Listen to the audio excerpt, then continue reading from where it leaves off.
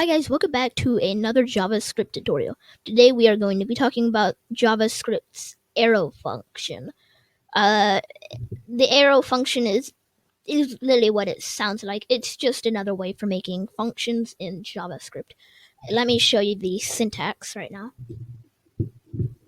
Two parentheses where you're going to put your argument. So let's say we want to pass in. Well, actually, I'm not going to show you that right now. Then you have to put an arrow, which will just be an equal sign and then this sign.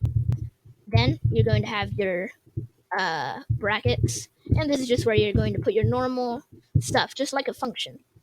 So let me show you the difference between a function, an arrow function, and a function. So for a function, you actually have to type the word function, but with this, all you have to have is the parentheses where you're going to put your arguments, and then you just have to have an arrow.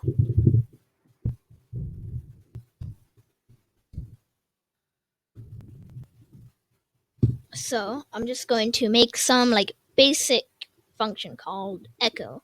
I don't know why this would be this echo function would be useful, but I'm just going to use it to demonstrate the power of the arrow function. Data. This is so different from it's pretty different from the normal function, but it's much more efficient and will take less lines of code. So console.log data. I just call this function echo. Was boopy is so different from normal function. Wow. Echo, and we'll put in what I want to be echoed, which will say, wow, the arrow function is so efficient. Wow, the arrow function is so efficient. Now let's just rewrite this code, but this time without the arrow function. Function echo, and we're going to put our arguments right here. Data console.log data.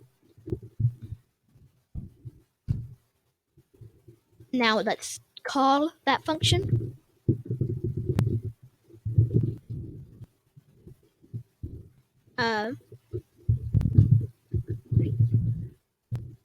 And let's just send in the parameter, let's just send the regular function syntax is so inefficient. The regular function syntax is so inefficient. See, this took more lines of code than the echo right here, and it looks a little bit neater from my perspective. But that may just be my opinion. So the between these parentheses, you'll just put your arguments. Then you'll just put a little fat arrow, which is made up of an equal sign and this sign.